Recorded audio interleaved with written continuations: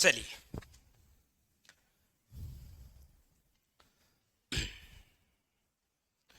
करें क्लास शुरू। सबसे पहले आपके जितने भी क्वेश्चन आए उससे पहले मैं कुछ बता देता हूं। उसके बाद में आपको कोई डाउट हो तो आप पूछना, ठीक है। तो 1 मिनट के लिए आपको कमेंट नहीं करना है, पहले आपको मेरी बात सुननी है, ठीक है।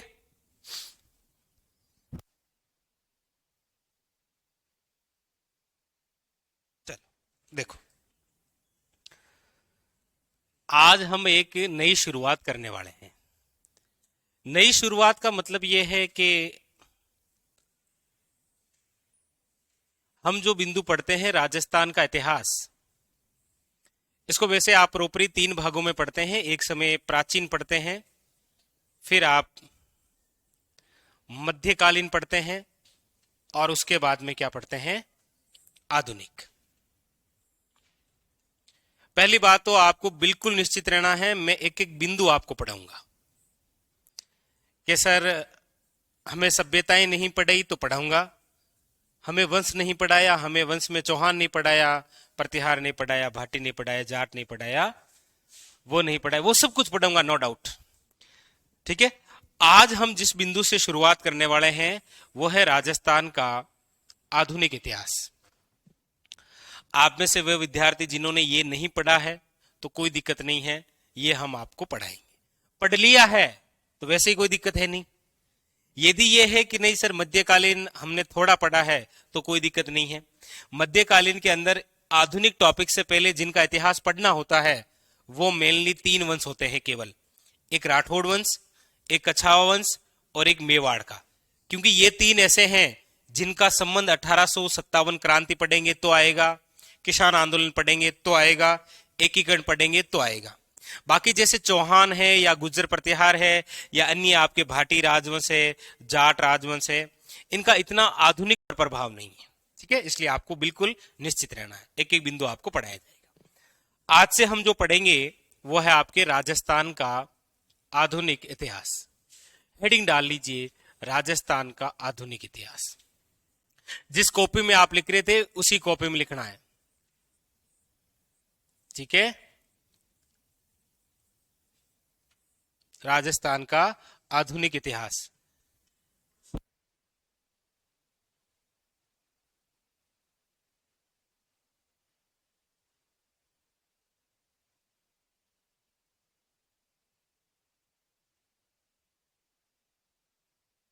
करना है, ठीक।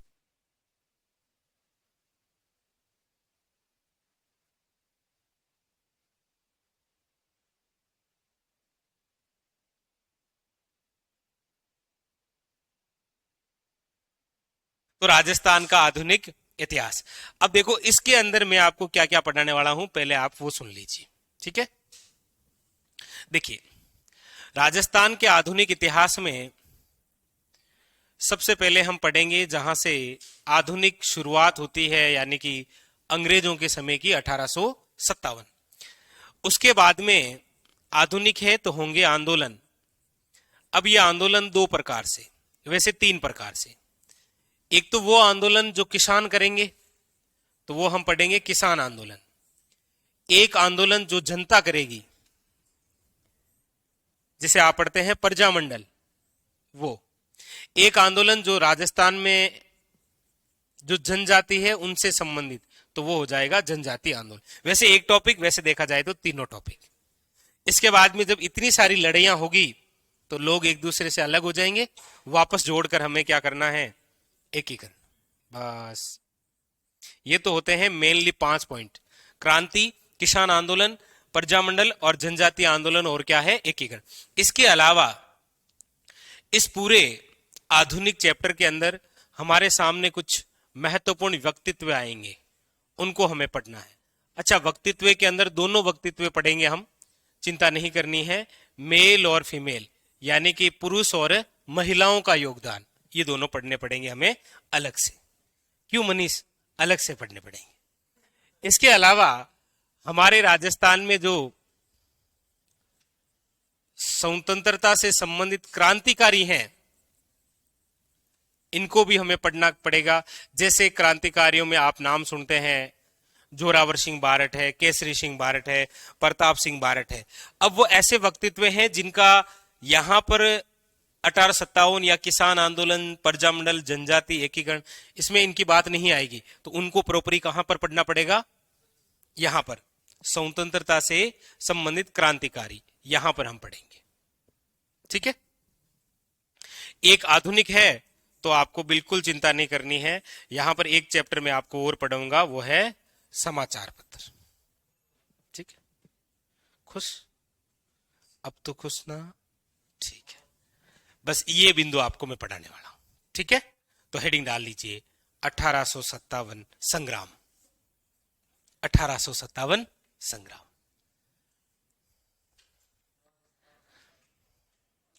हाँ, राजस्थान 1857 संग्राम।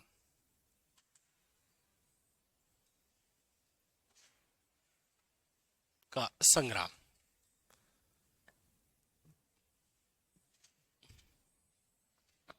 अब संग्राम इसीलिए लिखा है क्योंकि क्रांति लिख नहीं सकते ना,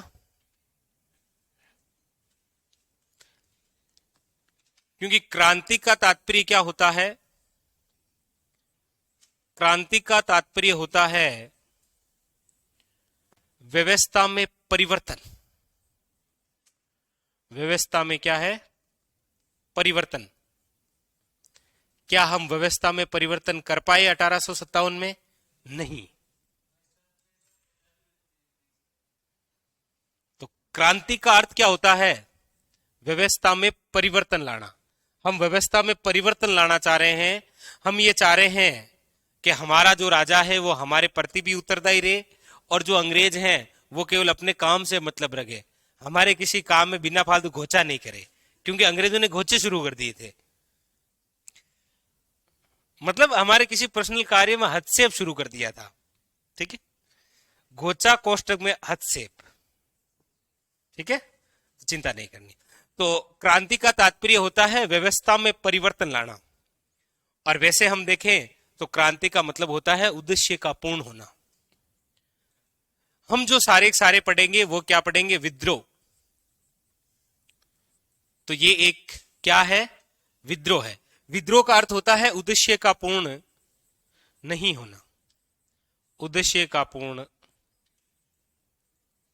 नहीं होना, ये क्या है आपका? विद्रोह। जैसे आप सुबह सुबह यहां कोचिंग आ गए, जल्दी आ गए, सुबह 8 बजे आपको पता है कोचिंग चलती है, तो 8 बजे से आप यहां आ गए। मैं तो कह रहा हूं 7 बजे आ गए आप, सुबह 7 बजते आप यहां आ गए। 7 बजे आए तो सिंपल सी बात है, खाना वाना खा के नहीं आए। अब मैं आपको यहां पर 1 बजे तक पढ़ाने वाला हूं। ठीक है, तो 7 से लेकर 1 बजे तक आप यहां पढ़ेंगे, वापस घर जाएंगे तो आपको भूख लग जाएगी। घर जाते ही घर पे मम्मी है, आप गए और आपने कहा मम्मी बहुत भूख लगी है, खाना वाना खिला दो। तो मम्मी ने कहा हाँ बेटा, सुबह गई थी, अब आई है, अब आया है, जो भी। तो मम्मी कहेगी ये ले बेटा, एक सब्जी बनी हुई है जिसका नाम है बैंगन। आपको बैंगन पसंद नहीं है, आप कहेंगे मम्मी बैंगन नहीं खाऊंगी, और अगले वाले रूम में जाकर सो गए।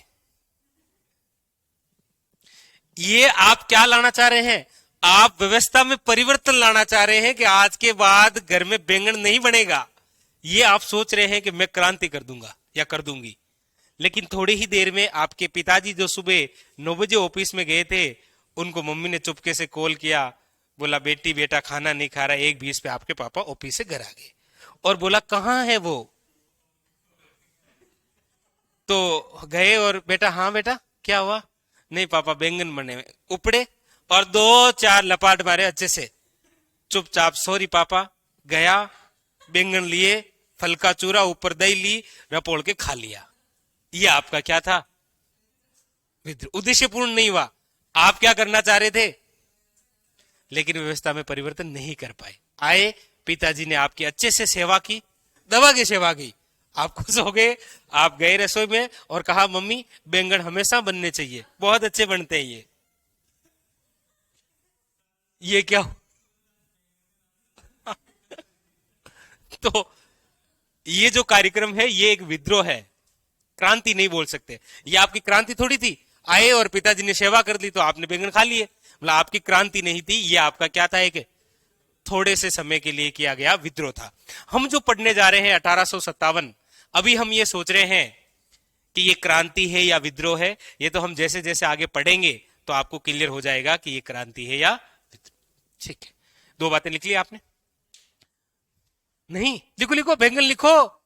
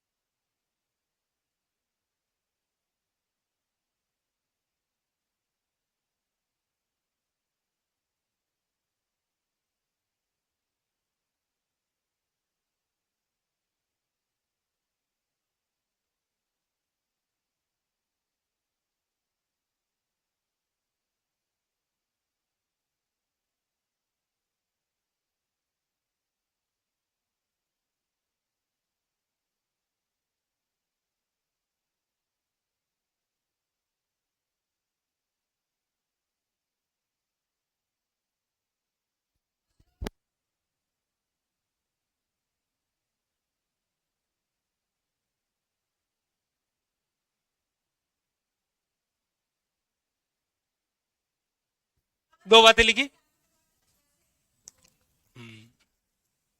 लिक्विड।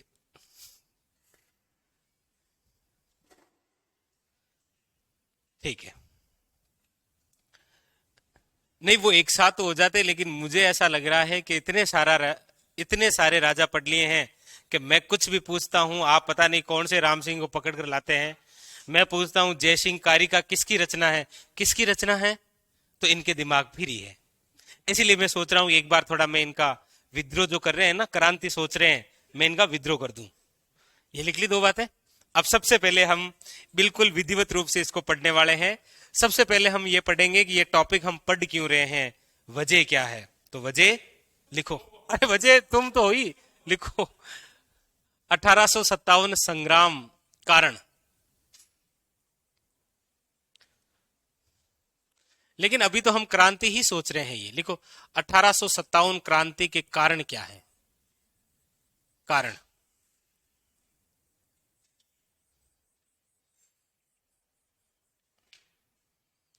1857 क्रांति के कारण, तो मैं आपको लेकर चलता हूं भारत लेवल पर। ठीक है, राजस्थान में थोड़ी देर के बाद में आएंगे, पहले आपको मैं थोड़ा सेकंड फ्लोर पे लेकर चलता हूं। आओ, देखो यहां पर हमारे, जब आप भारत के अंदर आधुनिक हिस्ट्री पढ़ते हैं तो उसके अंदर पहला चैप्टर पढ़ते हैं यूरोपीय कंपनियों का आगमन, पढ़ते हैं। और उसके अंदर आप ये पढ़ते हैं कि सबसे पहले आए थे पुर्तगीज, उसके बाद में आए थे डच, उसके बाद में आए थे अंग्रेज। पढ़ते हैं इसे, पहले पुर्तगीज आए, पुर्तगीज मतलब पुर्तगाल, फिर आए डच, उसके बाद में आए थे अंग्रेज। अब ये सारे के सारे भारत में व्यापार करने आ रहे हैं। भारत में व्यापार करने आ रहे हैं, इसका मतलब कुछ फैक्ट्रियां किसकी होगी, पुर्तगीजों की होगी, कुछ फैक्ट्रियां डचों की होगी, और कुछ फैक्ट्रियां किसकी होगी, अंग्रेजों की। और ये जहां जहां स्थापना करेंगे, सिंपल सी बात है, इस समय हमारे राजस्थान के अंदर रियासतें हैं और प्रत्येक रियासत का कोई ना कोई क्या है, राजा जरूर है। मतलब ये जो विदेशी कंपनियां आ रही है, ये राजा से मुलाकात करेगी और बोलेगा हाउ डू यू डू, ये अंग्रेजी वाली है, वो तुम्हारी ढोलमार जैसी नहीं है, ये वो विलायती है, ये आती रहेगी हर बार, तो हमें कुछ स्थान चाहिए, तो हमारे राजा उनको स्थान दे देंगे, कुछ पैसे ले लेंगे, कुछ ऐसे ही दे देंगे, क्योंकि हम बहुत दानवीर है ना, ये ले 4 बीघा ले ले, तो अंग्रेज आएंगे और व्यापार करेंगे धीरे धीरे। ठीक है, उसके बाद में क्या है कि भारत के अंदर भी आगे चलकर, जैसे एग्जाम्पल के तौर पर बताऊं आपको, जैसे मराठा है, जैसे कौन है, मराठा। मराठा शब्द लाठी से बना हुआ है, लाठी का मतलब होता है रथ को खींचने वाली, ये उससे शब्द से बना हुआ है मराठा। मराठे जो हैं वो धीरे धीरे धीरे शिवाजी के बाद में क्या होते हैं कि ये भी लूटपाट शुरू कर देते हैं। क्या कर देते हैं? लूटपाट शुरू कर देते हैं। ये भी किसी राजा पर अटैक करते हैं और राजा से कहते हैं कि यदि आप हमसे सुरक्षा चाहते हो तो इसके बदले में एक कर देना पड़ेगा जिसका नाम है चौथ कर। पढ़ते हैं इसे कि चौथ कर का संबंध किससे है? मराठों से। क्या है चौथ कर? सुरक्षा के बदले लिया जाने वाला कर। मराठे कहते थे राजा से कि यदि तुम चाहते हो कि हम आप पर आक्रमण नहीं करें तो इसके बदले में कर देना पड़ेगा। कौन सा? चौथ। मतलब राजा परेशान है। ठीक है, राजा एक तो ये वजह परेशान है। दूसरा, जैसे ये कोई राजा ए है, इसके पास में पुर्तगीज आया, उसने राजा ए से कहा कि ये आपके जो साइड में प्लॉट है ना 4x4 का, ये हमें दे दो, तो राजा ने इसको दे दिया।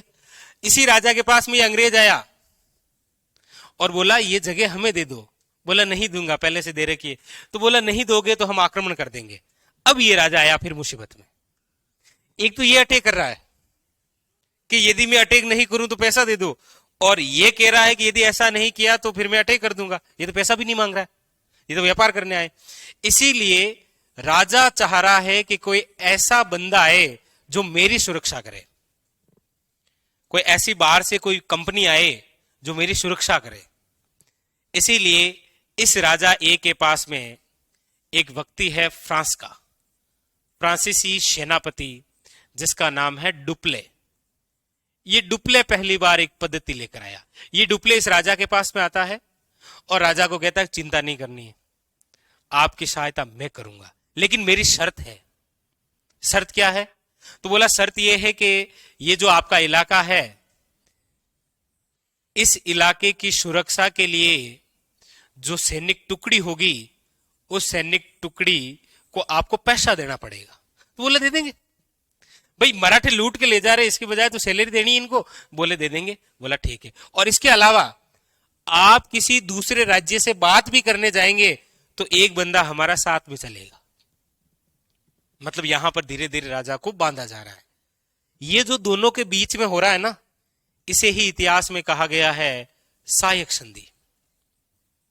इसे ही क्या कहा गया है कि हम आपकी सहायता करेंगे लेकिन एक संधि करनी पड़ेगी जिसका नाम क्या है? सहायक संधि। और फिर ये कह रहे हैं कि हम तो कर ही रहे हैं, लेकिन हम पर यदि आपके किसी यहां के राजा ने अटैक कर दिया तो फिर आपको हमारी तरफ से भाग लेना पड़ेगा। तब राजा कह रहा है ओके। तब ये कौन सी संधि हो रही है? सहायक संधियों का जनक किसे कहा जाता है? फ्रांसीसी गवर्नर डुप्ले। डुप्ले। लेकिन आप सब जानते हैं कि फ्रांसीसियों ने यहां पर अधिकार नहीं किया था। यहां पर अधिकारी करने वाले कौन थे? अंग्रेज।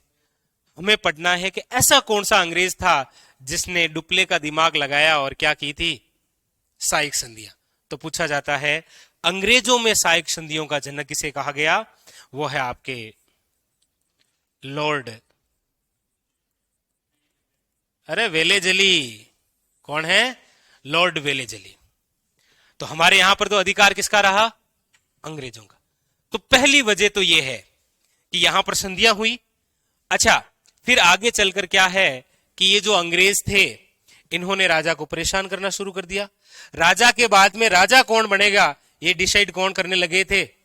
इसका मतलब राजा परेशान हो गया, पहली बात। दूसरी बात, जनता परेशान हो गई, क्योंकि जनता राजा से मिलने आती। पहले अंग्रेज बोलते हाँ भाई, बोला राजा साहब से मिलना। अरे मिलना है, लेकिन क्यों मिलना है? कि अब वो पर्ची तो कैसे दे बेचारा। अच्छा, अंग्रेज का मूड हुआ तो आगे जाने देगा, वरना कहेगा राजा सो रहा है, भाग यहां से। इसका मतलब जनता भी परेशान। राजा और जनता ने मिलकर अंग्रेजों के खिलाफ जो विद्रोह किया उसे आप क्या पढ़ते हैं? 1857 की क्रांति। बताओ, बात समझ में आई? यहां से आपके एक भी क्वेश्चन नहीं आना है, ये केवल समझाने का था, ये मैं लिखाऊंगा। तो इसका मतलब पहली वजह बहुत सारी है, ये तो वजह नंबर 1 हुई। कौन सी? सहायक संधि। इस वजह से हमने अंग्रेजों को बाहर निकालने का सोचा। इसीलिए कारण में पहली वजह है आपके सामने क्या? लिखो, सहायक संधियां।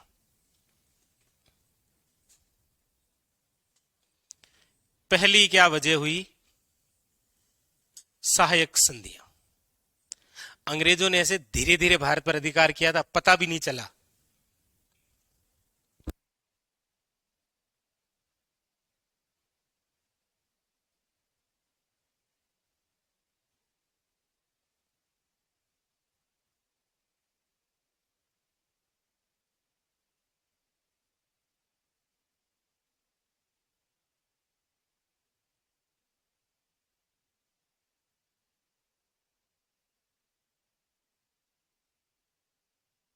सहायक संधियां, सबसे पहली बात लिखिएगा, सहायक संधियों का जनक किसे कहा जाता है?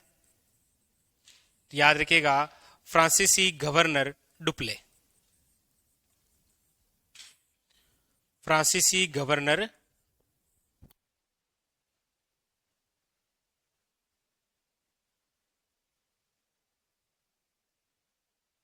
लिखो, फ्रांसीसी गवर्नर डुप्ले को कहा जाता है।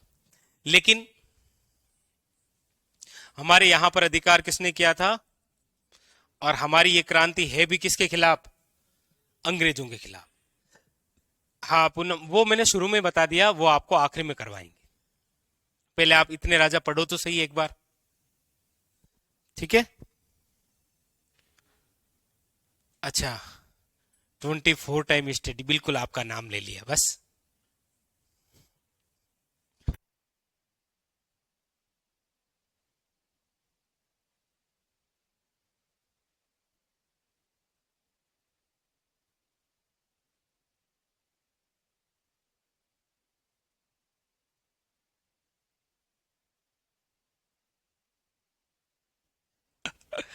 अंग्रेजों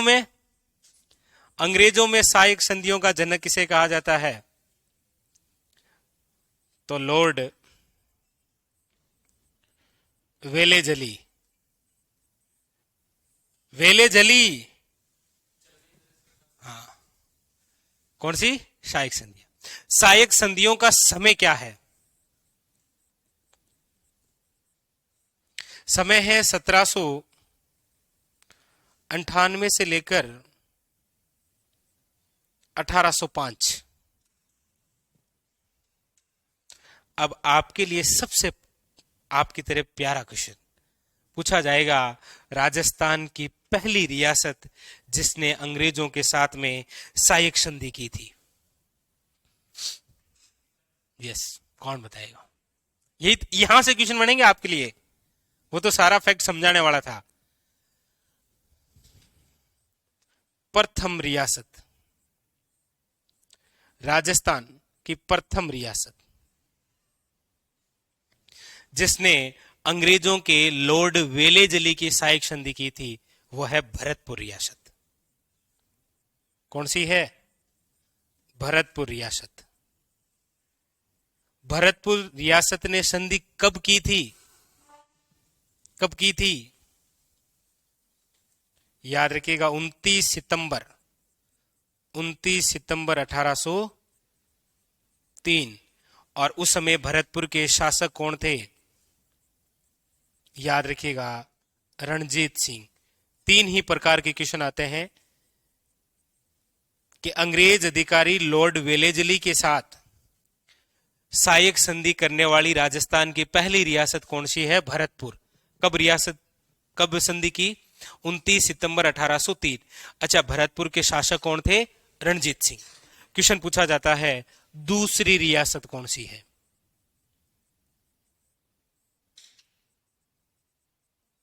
याद रखिएगा, दूसरी रियासत है, वो है आपके सामने अलवर रियासत।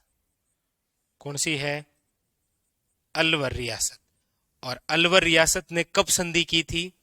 तो याद रखना, 14 नवंबर 1803 के अंदर। और उस समय अलवर के शासक कौन थे? याद रखेगा, बख्तावर सिंह। कौन थे? बख्तावर सिंह। उतारो। अरे वो करौली वाला दूसरा मैटर है, पहली बार ही तो आपको पता चलेगा कि आप जो पढ़ते हैं कि करौली पहली रियासत है, वो दूसरी संधियां हैं, वो सहायक संधि नहीं है। ठीक है, तो ये सहायक संधियां हुई, क्यों हुई? बाहरी आक्रमणकारी से बचने के लिए राजा ने संधि की। लेकिन आगे चलकर अंग्रेजों ने गोचे शुरू कर दिए। मतलब राजा अपनी इच्छा से कुछ कर ही नहीं सकता। राजा यदि किसी शादी समारोह में जा रहा है तो अंग्रेज साथ में चल रहे हैं, बेचारा कुछ अपना पर्सनल कार्य कर ही नहीं पा रहा है वो।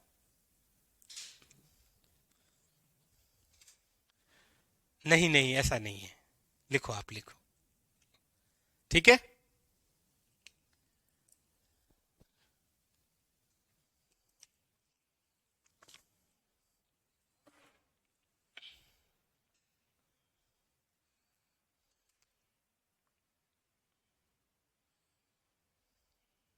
तो पहली वजह तो यह हुई कि यहां राजा खड़ा हो रहा है, ठीक है। राजा, सारे शामिल होंगे ना, राजा होगा, फिर आम लोग होंगे, जनता होगी, किसान शामिल होंगे धीरे धीरे। और यहां पर आपके सामने ये जो 5 बातें लिखी हुई है ये सारी इंपॉर्टेंट है, ठीक है। डेट सहित याद रखना, मैं आते ही पूछूंगा हाँ भरतपुर 29 सितंबर 1803 रणजीत सिंह। अलवर, हाँ ऐसे कुछ है ही नहीं, देख लो। हाँ सर,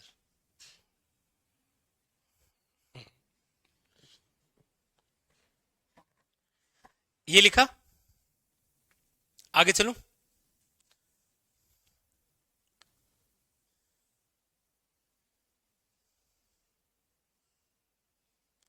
किसी रानी से मिलने जाना है तब भी अंग्रेज साथ चलते थे क्या? हाँ बिल्कुल बिल्कुल, हाँ हाँ।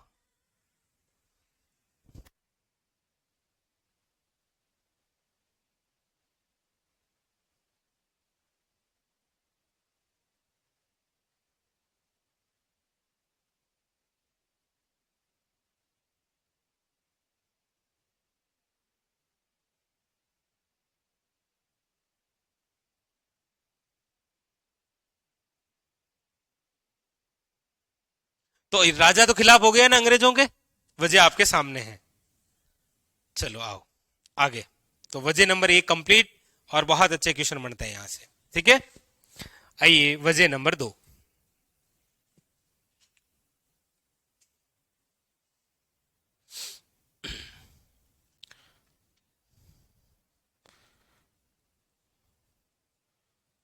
अंग्रेजों द्वारा एक अधिनियम आया,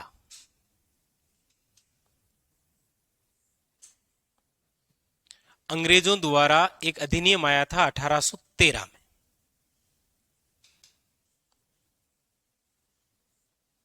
1813 के अंदर एक अधिनियम आया। उस अधिनियम के अंदर क्या है कि अंग्रेजों ने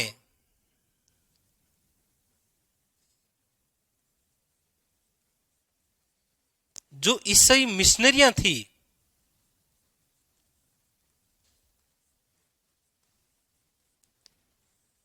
यानी कि ईसाई धर्म के प्रचारक, ईसाई मिशनरियां, इन ईसाई मिशनरियों को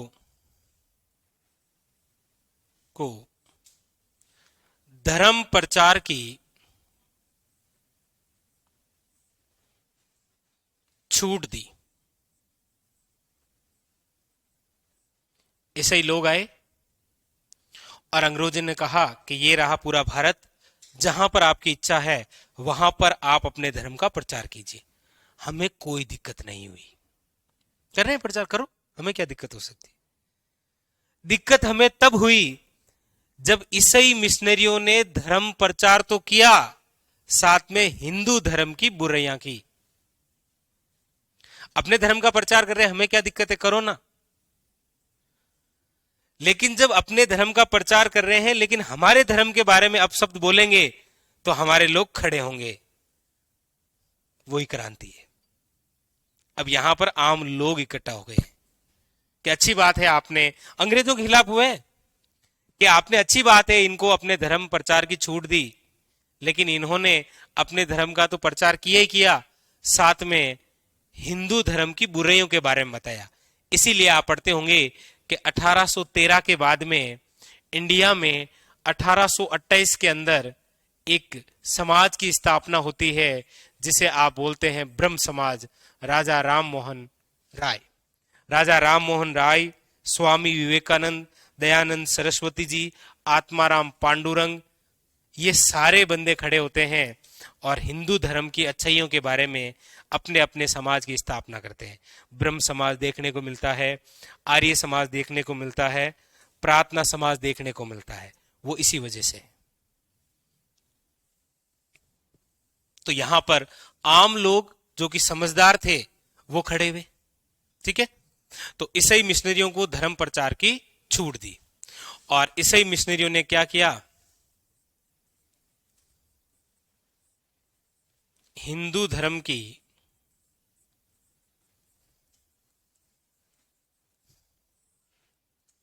बुराइयां शुरू कर दी। और शुरू कर दी तो कर दी, अंग्रेजों ने इनको सपोर्ट करना शुरू कर दिया। आगे हम देखेंगे, एक बंदे को पढ़ेंगे, वही है मैन 1857 करने की जड़, लॉर्ड डलहौजी। वो एक सिद्धांत लेकर आएगा, उस सिद्धांत के तहत बार बार लोगों को उकसाएगा कि आप धर्म बदल लो, इसलिए लोग विद्रोह कर देंगे।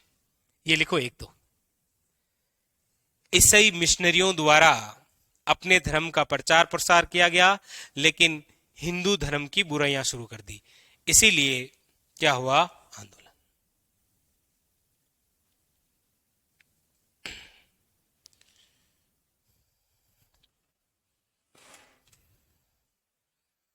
ठीक है। तो आपको ये नहीं सोचना है कि हम अंग्रेजों के खिलाफ खड़े नहीं हुए, हम अंग्रेजों के खिलाफ ही खड़े हुए, क्योंकि अंग्रेज ही अधिनियम लेकर आए थे, इसे मिशनरियों को इन्होंने ही छूट दी थी। ठीक है। तो आप ऐसे किसी दूसरे के गले मत पड़ जाना।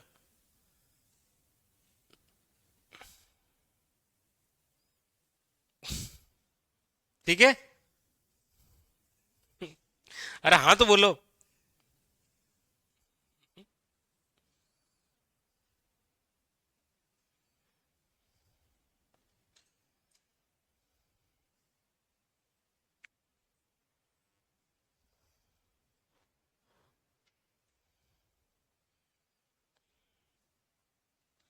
लिख लिया।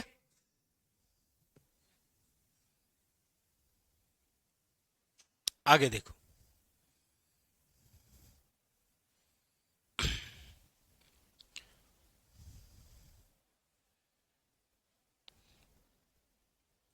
इतने धीरे धीरे लिखेंगे तो वजह बहुत हो जाएगी, और फिर मुझे आपकी भी वजह लिखानी पड़ेगी कि इतनी लेट क्यों हो रही है। फिर आप बोलोगे सर भारत में 10 मई को शुरू हुई, राजस्थान में 28 मई को क्यों। लिख भी तो कितना धीरे रहे हो, ताकि आप मुझसे नहीं पूछो। चले आगे, वजह नंबर 3 देखिए, पहले आप बोर्ड पर देखिए फिर लिखना। नंबर 3 जो वजह माना गया है वो बहुत ही इंपॉर्टेंट, वो है वेपेंगत सिद्धांत। इंग्लिश में बोले तो इसे बोलते हैं, क्या बोलते हैं,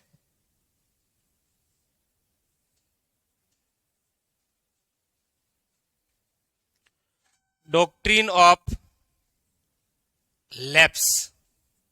ओह माय गॉड, ये क्या लिख दिया आपने। इंग्लिश में लिख दूं या हिंदी में लिखूं, ये भी ठीक था ना, वाह शाबाश। क्या हुआ, अच्छा, तो ऐसे बोल दिया करो भाई।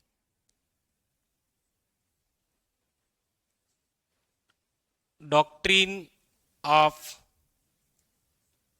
लैप्स, ठीक है, डॉक्ट्रिन ऑफ लैप्स।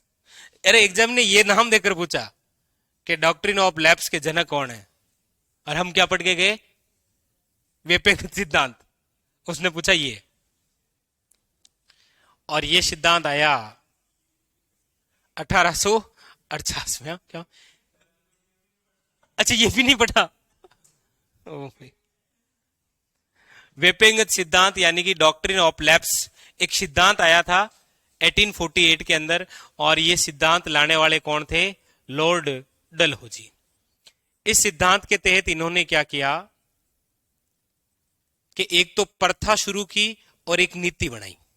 इस सिद्धांत देखो बोर्ड पर, इसके तहत एक प्रथा थी जिसका नाम था गोद निषेध प्रथा। गोद निषेध प्रथा।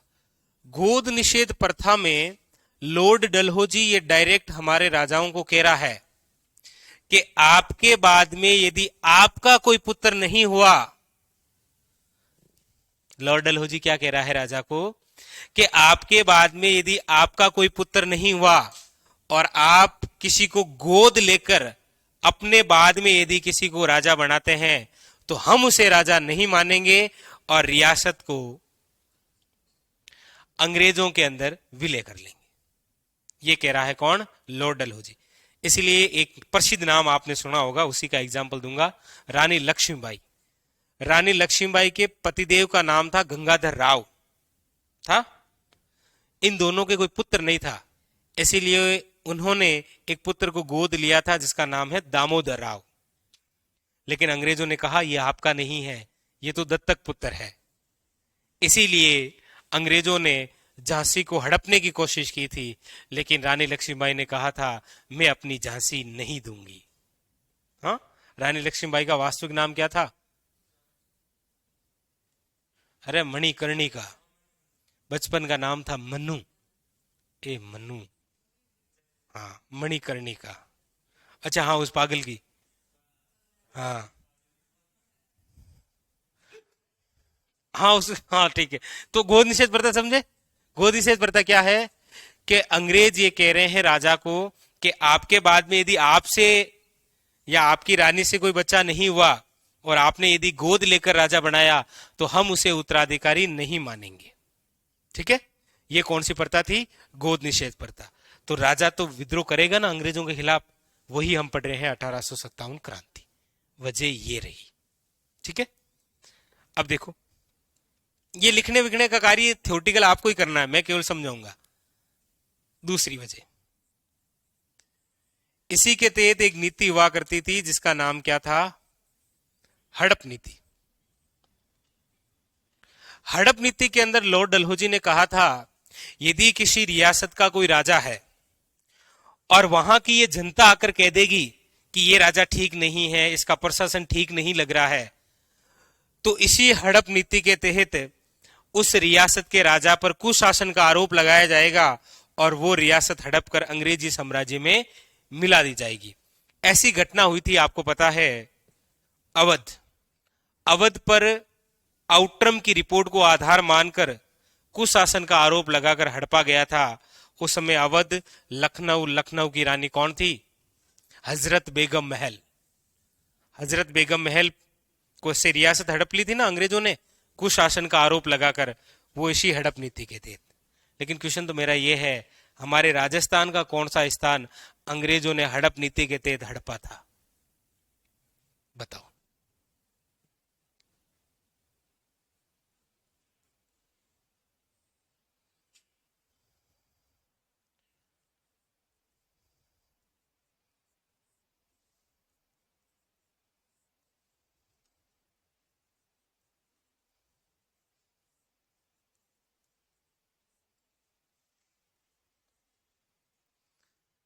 इतनी खामोशी क्यों? क्या हुआ? आंसर नहीं आ रहा है? हाँ तो प्यार बता दो, प्यार। राजा अपने बाद दत्तक पुत्र को अपना उत्तराधिकारी नहीं बना सकता। अपना उत्तराधिकारी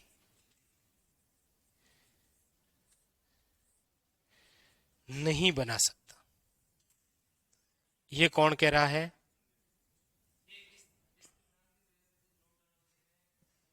प्रथा बनाई। इसी सिद्धांत के तहत एक नीति, कौन सी?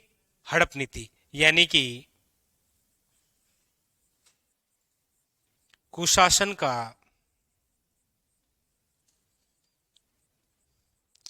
आरोप लगाकर रियासत का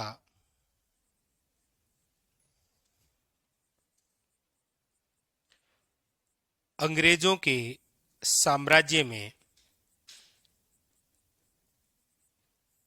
विलय करना, यानी कि हड़प लेना। ठीक है, यह हड़प नीति। जिसको हड़पा गया था ना भारत के अंदर, वो है अवध, और राजस्थान में जिसको हड़पा गया है वो है ब्यावर। ठीक है,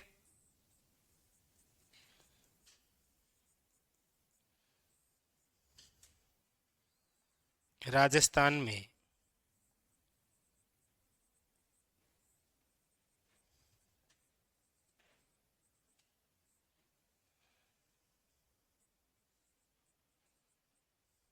हड़पा गया।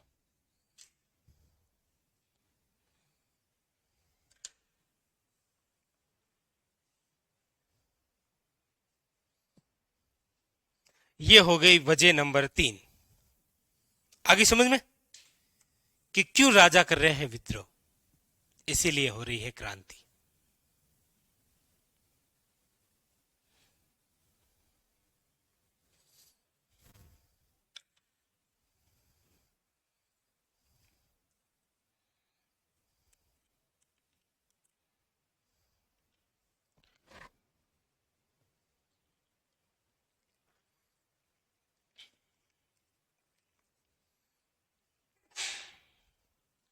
तो ये था डॉक्ट्रिन ऑफ लैप्स। नाम से और इन प्रथाओं का कोई मेल नहीं हो रहा है।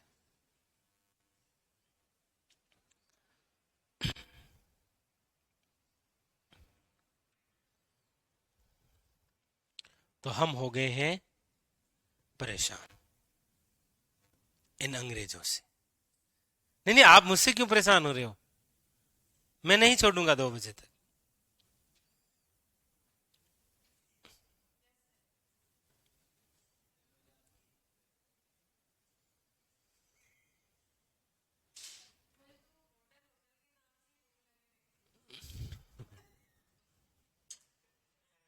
चलो वही पूछ लेंगे। लिख लिया? अब देखो आगे, नंबर 3, नंबर 4 कारण क्या है वो देखिए।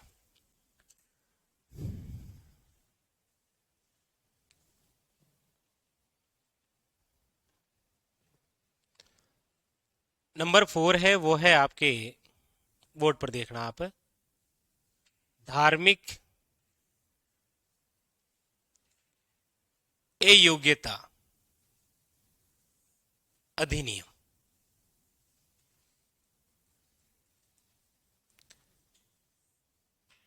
ये लिखाया, एग्जाम ने इंग्लिश में पूछ लिया। इसको इंग्लिश में क्या कहते हैं? कौन सा कानून कहते हैं इसे? इसे बोलते हैं लैक्स लोकी कानून। लोकी,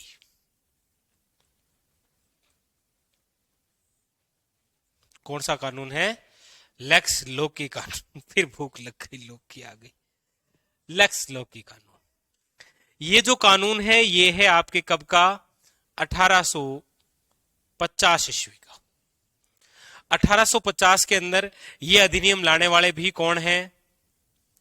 याद रखिएगा, लॉर्ड डलहौजी। ये बार बार जो नाम लिख रहे हैं ना, लॉर्ड डलहौजी, ये कौन है डलहौजी? ये इस समय भारत का क्या है? गवर्नर जनरल है। भारत का गवर्नर जनरल है ये भारत का गवर्नर जनरल है। अब घर जाकर सोचोगे ना कि सर ने ये लिखा ही नहीं, ये भारत का जीजी है। अच्छा, गवर्नर जनरल लिख देता हूं, गवर्नर जनरल। अब आप कहेंगे सर ये क्या होता है गवर्नर जनरल? आएगा ना दिमाग में? तो आएगा तो कर देते, चिंता क्यों करते हो। हमारे यहां पर अंग्रेज आए। अंग्रेजों ने आते ही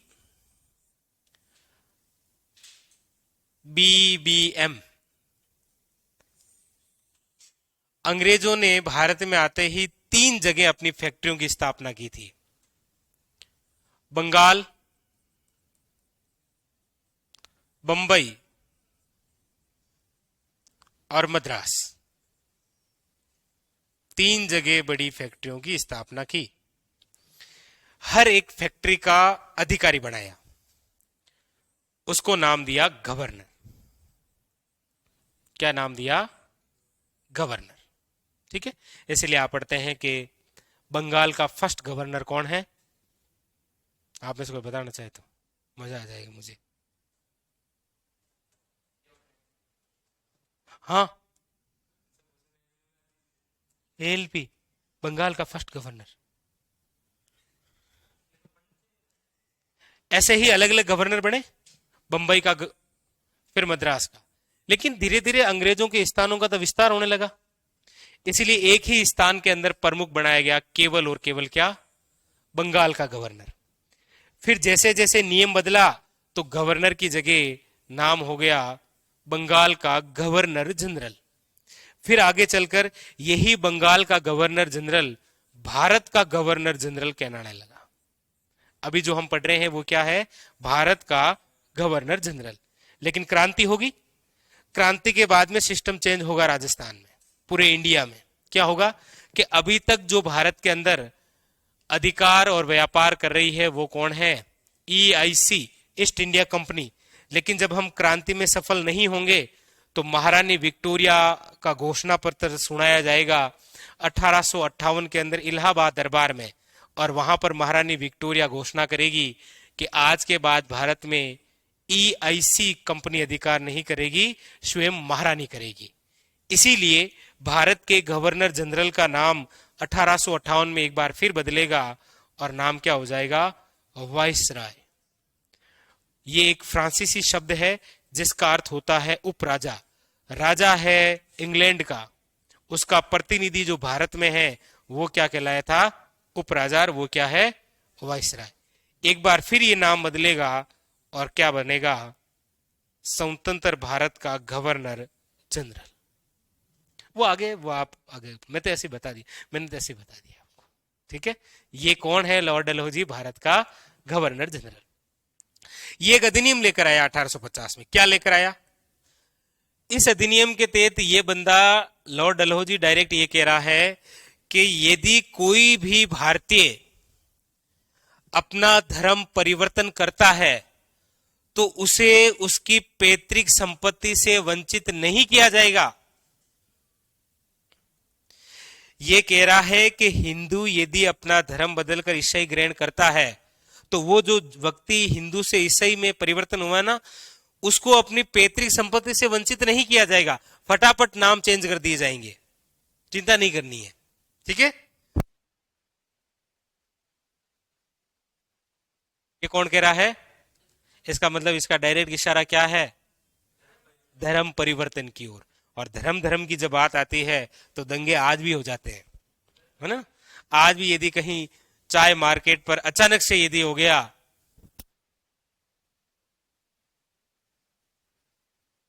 तो सोचिए, आज जब हो सकते हैं तो उस समय भी हो सकते हैं। तो ये इशारा डायरेक्ट हो रहा है धर्म परिवर्तन की ओर, जो कि हम भारतीयों के लिए अच्छा नहीं है। ठीक है, कोई सा भी बंदे, ऐसा नहीं है केवल कि मतलब यहां बात हिंदू की ही चल रही है, अन्य और भी कोई धर्म के लोग, तो वो सारे कह रहे हैं कि ये अंग्रेज हमें धर्म परिवर्तन करवाना क्यों चाहते हैं।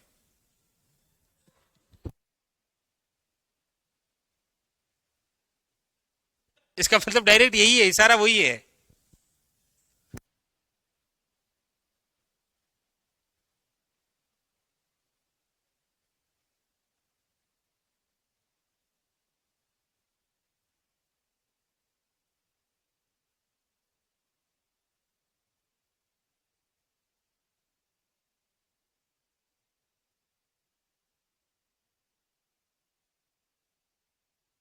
ऐसे दे, तो ये अधिनियम क्या कह रहा है? ये कह रहा है कि लिखो, यदि कोई भारतीय यदि कोई भारतीय अपना धर्म परिवर्तन करता है तो उसे उसकी पैतृक संपत्ति से, यानी कि जो पिता की संपत्ति है ना, पैतृक संपत्ति से वंचित नहीं किया जाएगा, संपत्ति से वंचित नहीं किया जाएगा।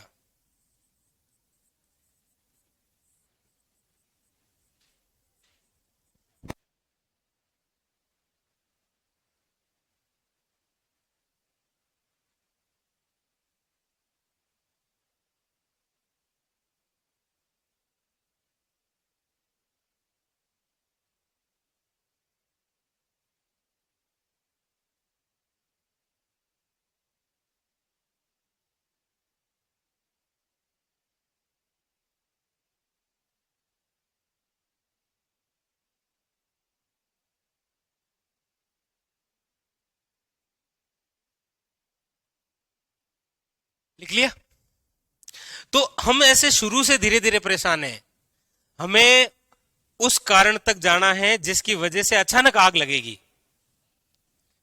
भाई कोई बंदा आपको रोज रोज परेशान कर ही रहा है आते ही, और गोदा ठोक रहा है पीछे से, लेकिन एक दिन आपके साथ ऐसा होगा कि वो अचानक घुसेड़ देगा आपके प्रकार, फिर अचानक से विद्रोह कर देंगे, आप पीछे मुड़ेंगे गर्दन पकड़ के फटाफट। हमें उस कारण तक जाना है, क्योंकि एग्जामिनर पूछता है कि 1857 क्रांति का तात्कालिक कारण क्या है। ठीक है,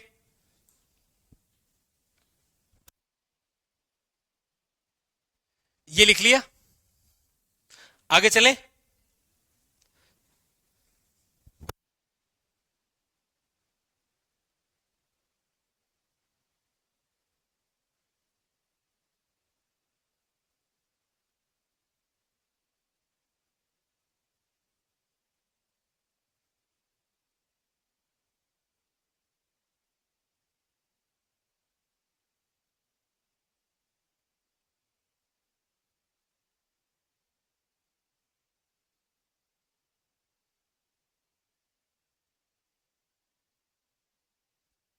आगे चलूं मैं?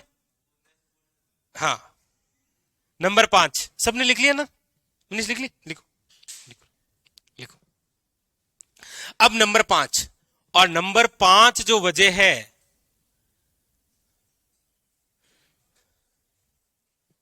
वो है आपके सामने एक और अधिनियम जिसका नाम है डाकघर अधिनियम। डाकघर अधिनियम।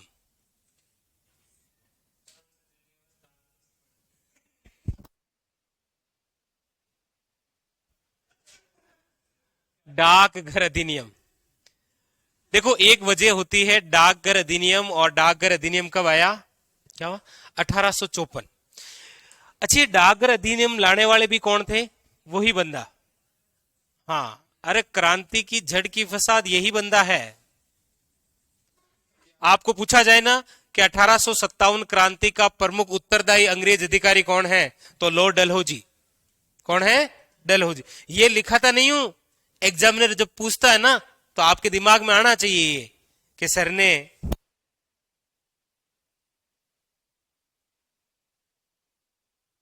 ठीक है, लॉर्ड डलहौजी एक अधिनियम लेकर आए। कौन सा? डाकघर अधिनियम। ये डाकघर अधिनियम क्या था? ये डाकघर अधिनियम इस प्रकार से था कि जो सैनिक हुआ करते थे ना, सैनिक, अब सिंपल सी बात है, अंग्रेज यहां पर थे, अंग्रेजों की फैक्ट्री थी, फैक्ट्रियों के अंदर इन्होंने अपनी सैनिक टुकड़ियां बनाई। अब सिंपल सी बात है, सैनिक टुकड़ियों के लिए वहां यूरोप से तो सैनिक बुलाए नहीं होंगे, यहाँ के स्थानीय सैनिक होंगे। अब उन सैनिकों को क्या है, जैसे कोई बंदा जयपुर का बंदा था सैनिक, इसको नियुक्त कर दिया सपोज दे दक्षिण भारत के अंदर, या इसकी नियुक्ति कर दी बांसवाड़ा में।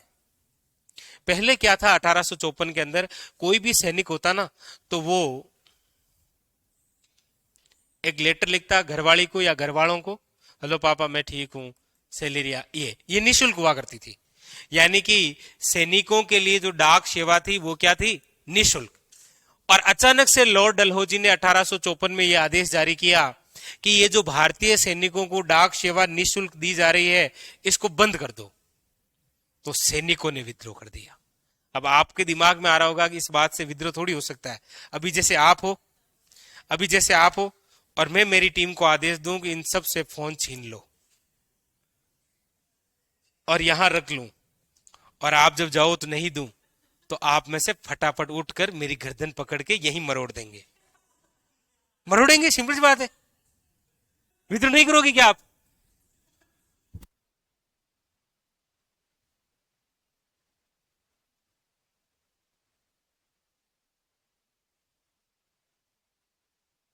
तो मतलब आप विद्रोह कर देंगे ना, ये सामान्य बात। उस समय बेचारे सैनिकों के लिए यही तो एक बातचीत का जरिया था, तो वो भी लॉर्ड डलहौजी ने क्या कर दी, बंद। यानी कि भारतीय सैनिकों के लिए जो निशुल्क डाक सेवा थी, डाक सेवा, ये क्या करती थी, नंबर धीरे धीरे सबका आता है। पहले राजा का आया था सहायक संधियों के तहत, फिर आम लोगों का आया था, फिर ये गवर्नमेंट वाले सोच रहे थे हमारे साथ अंग्रेज थोड़ी करेंगे, और ये कर दिया, तो नंबर सबका आएगा।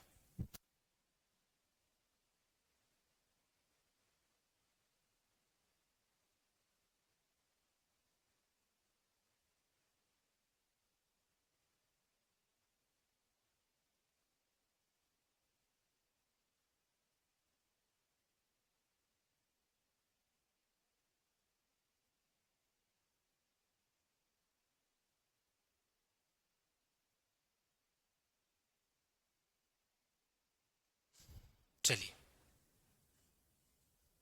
ठीक है, चलिए राहुल, हाँ पूरी बातें समझा रहा हूं आपको। ये भारतीय सैनिकों के लिए निशुल्क डाक सेवा इन्होंने क्या कर दी थी, बंद।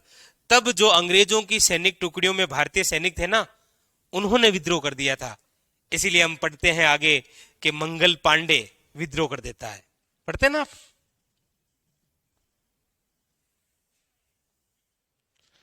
लिखो।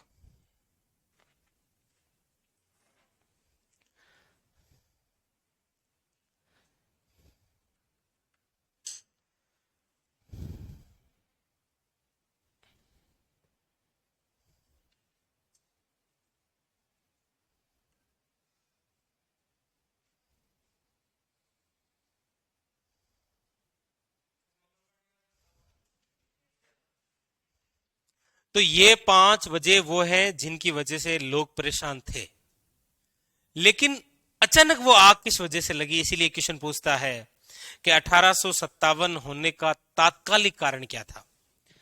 तो उसके तहत एक अधिनियम आया था 1854 के अंदर। कौन है भारत के governor general, Lord Dalhousie, change हुए। अब चेंज होंगे और एक अधिनियम आएगा जिसका नाम क्या है, सेना भर्ती अधिनियम। अब बनेंगे अग्निवीर। अरे सच में सेना भर्ती अधिनियम आया, और ये अधिनियम कब आया, बोर्ड पर देखना है, कुछ भी नहीं लिखना है, कुछ भी नहीं लिखना है मेरे सिवाय, बोर्ड पर देखो। एक अधिनियम आ रहा है जिसका नाम क्या है, सेना भर्ती अधिनियम। और ये सेना भर्ती अधिनियम लाने वाले कौन है, तो इस समय भारत के जो गवर्नर जनरल है वो बदलते हैं और नई पॉलिसी लेकर आते हैं आर्मी के लिए, सेना के लिए। और नए जो बने हैं वो है आपके लॉर्ड कैनिंग। इसीलिए आपको पूछा जाता है कि 1857 क्रांति के समय भारत के गवर्नर जनरल कौन थे, लॉर्ड कैनिंग। ठीक है। अब लॉर्ड कैनिंग एक अधिनियम लेकर आए, सेना भर्ती अधिनियम 1856। इस अधिनियम के तहत इन्होंने 2 नियम बनाए, सेनाओं के लिए 2 नियम बनाए। और खासकर ये नियम जो बना करते थे ये भारतीय सैनिकों के लिए ही बना करते थे, क्योंकि अंग्रेज सैनिकों तो दिक्कत नहीं है भारतीय से। नियम नंबर फर्स्ट, पहला क्या बना, पहला नियम इन्होंने बनाया कि आज तक तो जो भारतीय सैनिक थे वो कभी विदेश नहीं जाते थे युद्ध करने के लिए। केवल जैसे राजस्थान का कोई सैनिक है उसको उठा के गुजरात में रख दिया, यूपी का उठा के यहां लेकर आ गए, जैसे लाएंगे अभी हम यूपी, वही तो विद्रोह करेंगे। देखो, अचानक विद्रोह करने में यूपी के लोग परफेक्ट हैं, राजस्थान के लोग विद्रोह करते नहीं, और जब करते हैं ना तो फिर पीछे नहीं मुड़ते हैं, जैसे महाराणा प्रताप है। सोचा नहीं युद्ध करेंगे, जब कर लिया तो फिर क्या सोचना, फिर चाहे पूरा राज्य चला जाए। ये राजस्थान और यूपी के लोग, जैसे अभी एक वैकेंसी आई एएलपी की, एएलपी की वैकेंसी में सर्वाधिक विद्रोह यूपी के लोगों ने किया, यूपी और बिहार, क्योंकि वो अचानक से विद्रोह कर सकते हैं। हमारे लोग अचानक से विद्रोह नहीं करते हैं, और जब विद्रोह कर देते हैं ना फिर पीछे मुड़ के नहीं देखते।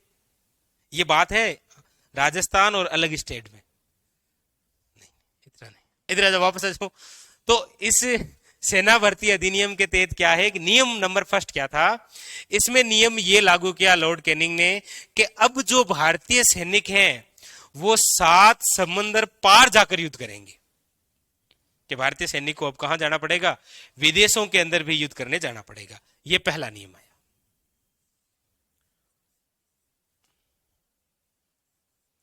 अब भारतीय सैनिकों को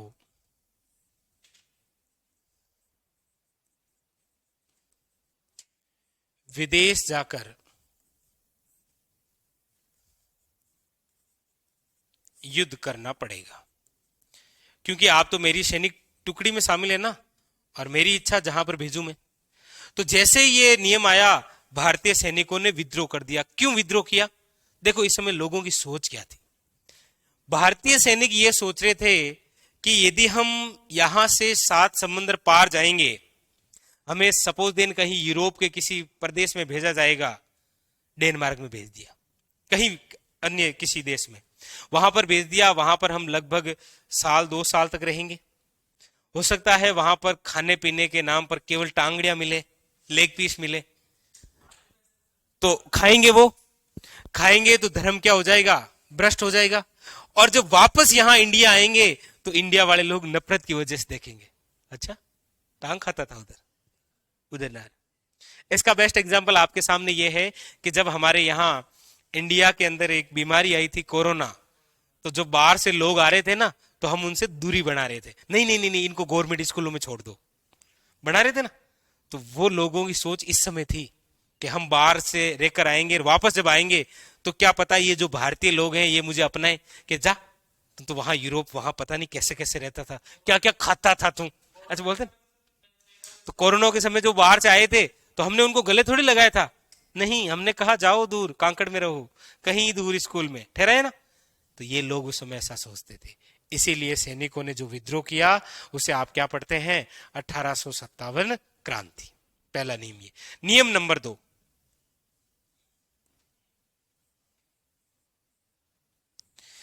नियम नंबर 2, लॉर्ड कैनिंग ने भारतीय सैनिकों को, इन्होंने कहा कि भारतीय सैनिकों को अब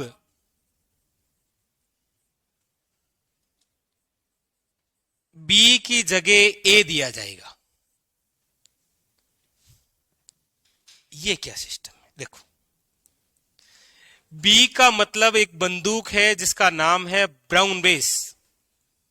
पहले भारतीयों के पास में एक बंदूक हुआ करती थी जिसका नाम क्या है, ब्राउन बेस बंदूक,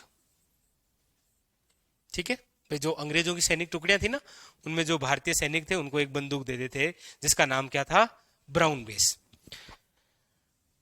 लॉर्ड कैनिंग ने आदेश निकल कि अब भारतीय जो सैनिक हैं उनको ब्राउन बेस बंदूक की जगह एक नई बंदूक दी जाएगी, और उस बंदूक का ए से नाम है एनफील्ड राइफल। कौन सी बंदूक दी जाएगी, बी की जगह ए। ये मेरी अपनी तरफ से बनाई गई ट्रिक है ताकि आपको याद रहेगा कि बी की जगह ए। बी का मतलब यहां पर आपको यह लिखना है, देखो, कि भारतीय सैनिकों को अब ब्राउन बेस बंदूक की जगह कौन सी बंदूक दी गई, एनफील्ड राइफल बंदूक। अब आप कहेंगे सर इससे कैसे विद्रोह हो सकता है, एक बंदूक लेके दूसरी दे दी कि अब ये बंदूक नहीं चलानी, आपको कौन सी चलानी है, ये। इसमें हुआ क्या था, इसमें यह हुआ जो नहीं होना था वही हुआ। इसमें यह हुआ कि ये जो एनफील्ड राइफल बंदूक है, अब बोर्ड पर देखोगे एनफील्ड, लिख लो, नहीं नहीं लिख लो, दी जाएगी। कौन सी बंदूक दी जाएगी? एनफील्ड राइफल बंदूक दी जाएगी, ये आदेश आया। यदि आप एसएससी वगैरह एग्जाम देते हैं तो आपको पता होगा, पिछली बार एसएससीजीएल में क्वेश्चन आया, एनफील्ड राइफल का प्रयोग सर्वप्रथम कब किया गया?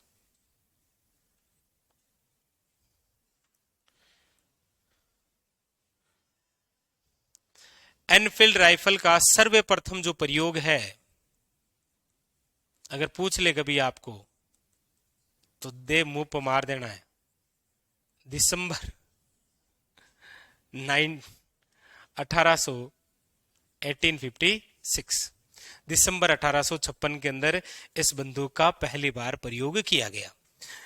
यह बंदूक दी जाएगी। तो विद्रोह क्यों हुआ? तात्कालिक कारण यही है। पूछा जाए ना कि 1857 का तात्कालिक कारण क्या है? तात्कालिक कारण का मतलब अचानक कौन सी वजह थी जिसकी वजह से आग लगी थी, वो ये बंदूक है। अब इस बंदूक में क्या है कि ये जो एनफील्ड राइफल बंदूक है, जैसे सपोज देन बंदूक बना ही देते हैं, और तो क्या करें, बना देते हैं। ये लो, नहीं नहीं बना देंगे,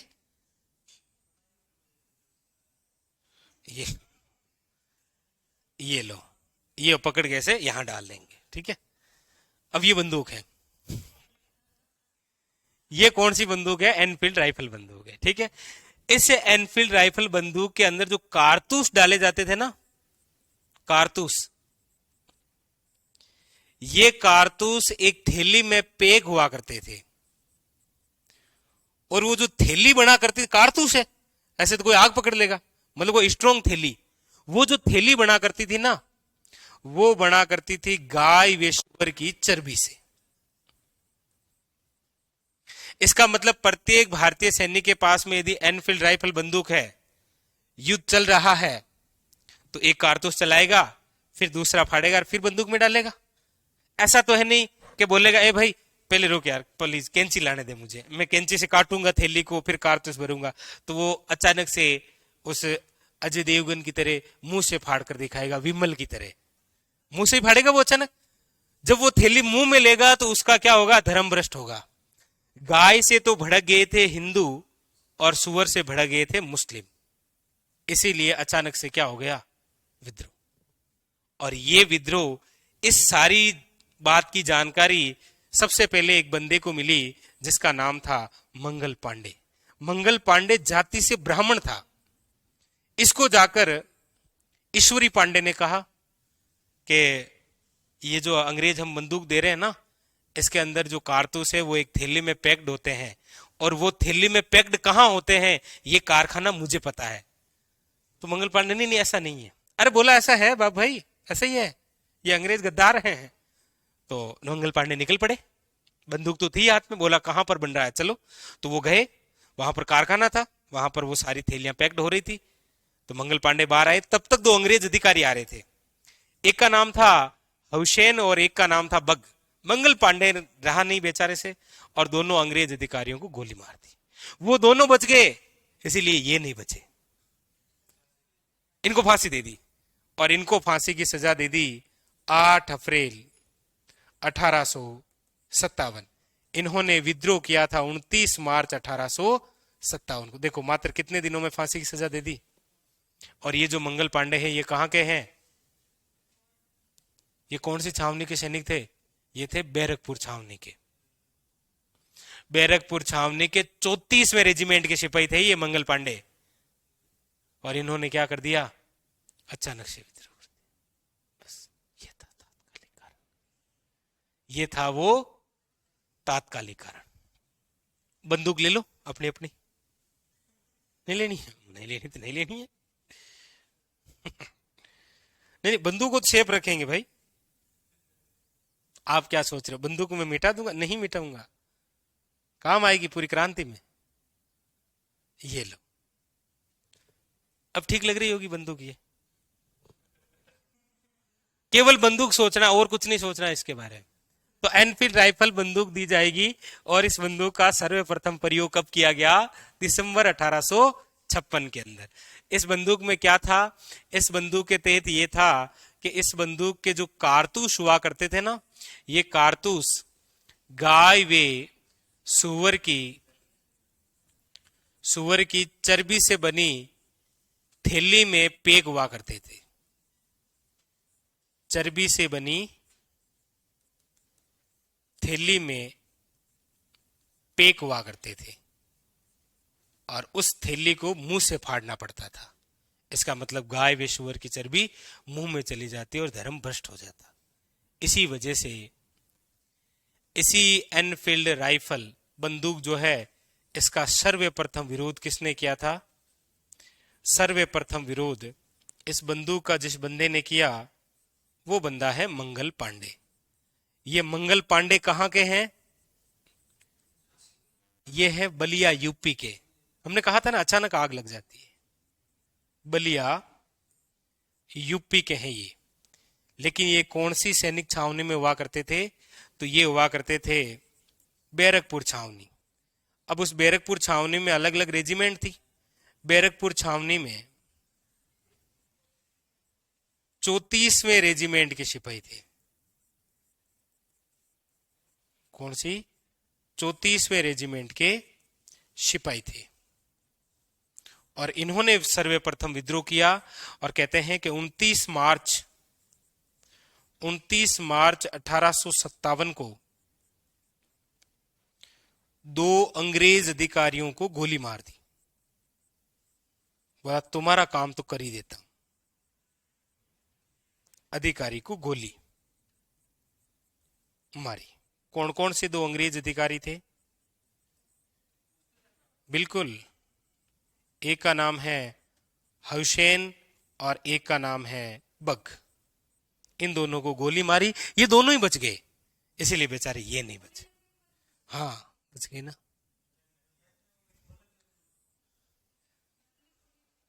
नहीं। और इनको क्या दे दी गई? फांसी। इनको फांसी दे दी गई 8 अप्रैल 1857। 8 अप्रैल 1857 क्रांति से पहले फांसी। 18 अप्रैल 1859 क्रांति की समाप्ति, फांसी तात्या टोपे। 57 में मंगल पांडे को और 59 में किसको? इसके बीच में है 22/6/1858 अमरचंद बाठिया को फांसी। मंगल पांडे, हमारे राजस्थान का मंगल पांडे अमरचंद बाठिया को फांसी।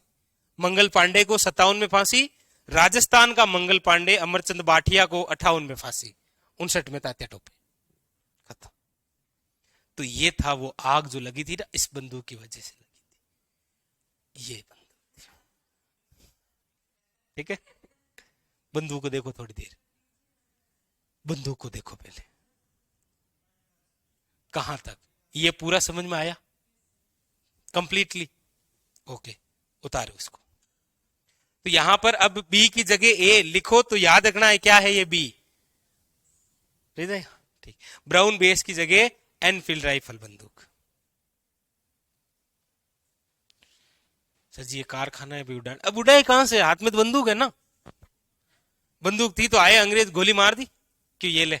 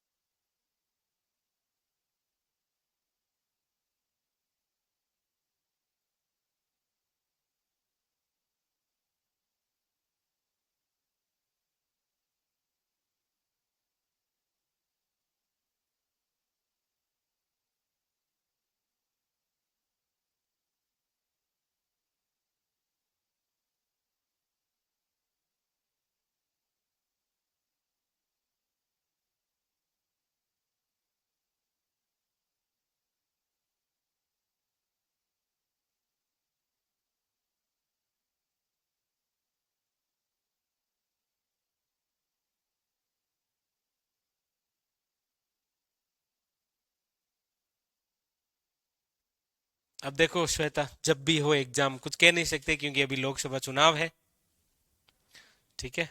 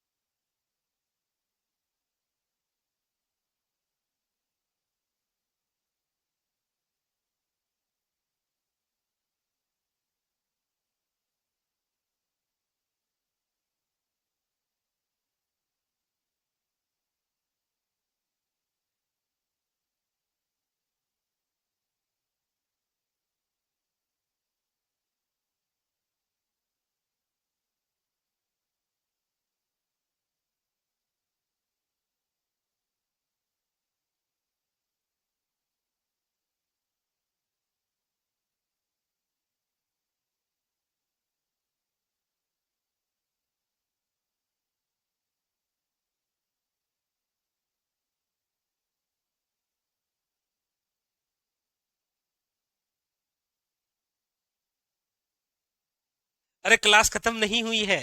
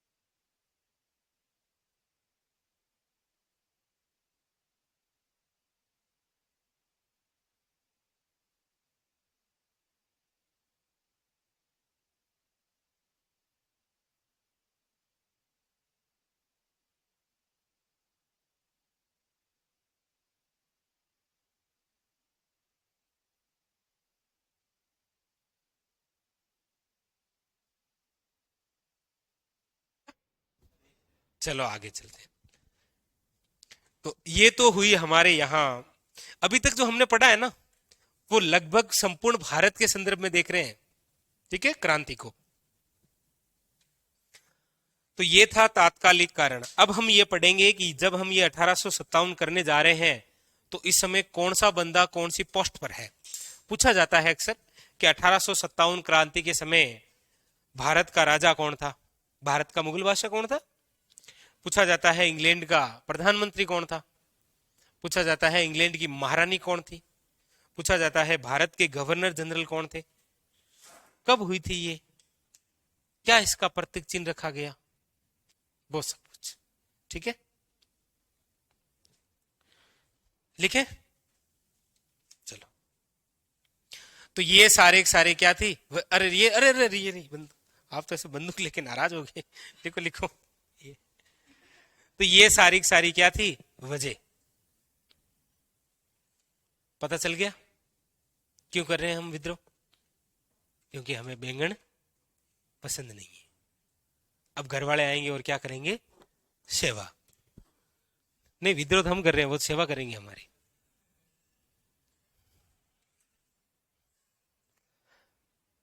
हाँ, मंगल पांडे ने 29 मार्च 1857 को विद्रोह किया। इस विद्रोह के तहत दो अंग्रेज अधिकारियों को गोली मारी, वो दोनों बच गए थे, इसलिए इनको फांसी की सजा दे दी गई। कब दे दी गई? 8 अप्रैल। देखो काम, देखो कितना जल्दी हो रहा है। 29 मार्च और 8 अप्रैल को फांसी। आगे चले। हाँ देखो, अब तो कहाँ। ना ना ना ना ना ना, अभी नहीं, अभी एक फांसी है, मैं सारी फांसी दे दूंगा तो मुझे लटका देंगे आप यहाँ।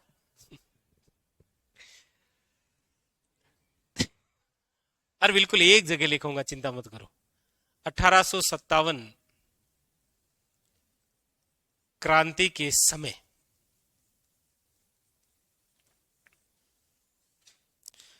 लिखो हेडिंग डालो 1857 क्रांति के समय।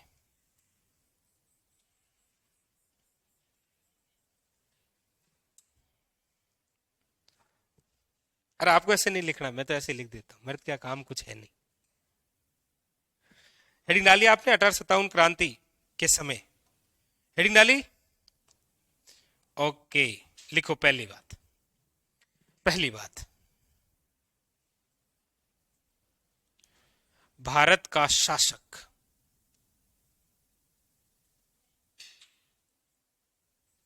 1857 क्रांति के समय भारत का शासक कौन है? कौन है? तो बहादुर शाह जफर। बहुत इंपॉर्टेंट है ये, बहादुर शाह सेकंड या फिर बहादुर शाह जफर, एक ही बात है, ठीक है। क्योंकि जफर के नाम से ये कविताएं लिखा करते थे, सारियां लिखा करते थे। आप फेसबुक पर देखते हैं ना, जैसे बहुत सारी, क्या कर लेगा काल, मेरे ऊपर है महाकाल, बहुत कुछ शायरी सुनते हैं। जा बेवफा तू जा, ऐसे लिखा करते थे। कौन? बहादुर शाह सेकंड, जफर के नाम से, इसीलिए इसका नाम क्या था? बहादुर शाह जफर। बहादुर शाह जफर को रंगून जेल के अंदर अंग्रेजों ने कैद कर दिया था, ठीक है। इसको हुमायूं के किले से उठाया था और कहां डाल दिया था? रंगून जेल में। आखिर में उनकी मृत्यु भी वहीं हुई और इनको दफनाया भी वहीं गया था। वो सारे कार्य हम करेंगे लेकिन आगे, ठीक है। ये हो गया। अब आइए, अगला फैक्ट आता है आपके सामने कि इस समय इंग्लैंड का प्रधानमंत्री कौन है? इंग्लैंड का पीएम। तो 1857 के समय इंग्लैंड का जो प्रधानमंत्री है उसका नाम है पार्मस्टन। पार्मस्टन,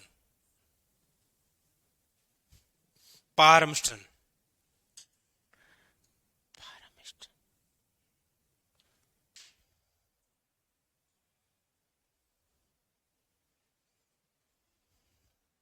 लिख लिया। नेक्स्ट, अगला लिखिएगा, इंग्लैंड की महारानी कौन है? तो 1857 के समय इंग्लैंड की महारानी है विक्टोरिया। और जब अंग्रेज आए थे ना, उस समय इंग्लैंड की महारानी, ये उपाधि है, ये उपाधि है विक्टोरिया।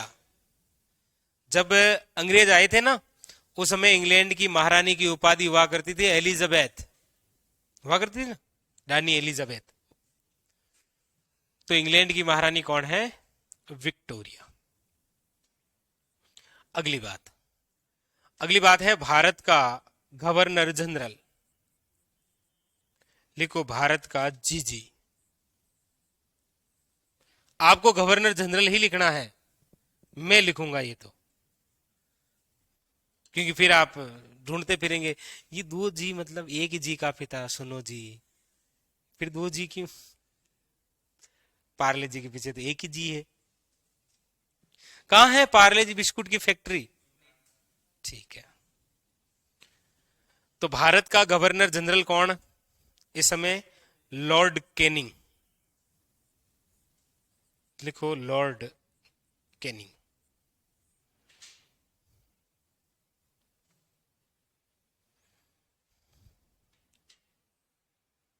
इस समय लिखो अगला, इस समय लिख लो राजस्थान का AGG, agent to governor general. अभी आप इतने लिख लो, एजीजी लिख लो, लिख लो। अभी केवल आप इतने लिख लो, राजस्थान का AGG, agent to governor general. Bharat में कौन है governor general?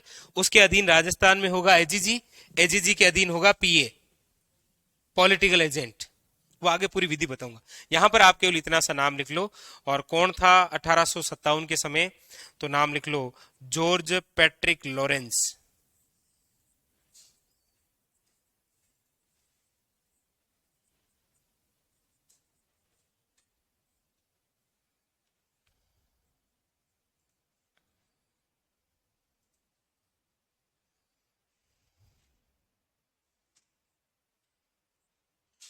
EIC, East India Company है, उसका सेनापति कौन है 1857 में? ये यूनिक क्वेश्चन है, कभी नहीं पूछा है, लेकिन जिस दिन पूछेगा ना उस दिन आप तो कर ही दोगे। जॉर्ज एनिसन, क्या नाम है? George Ennison. और अगली बात,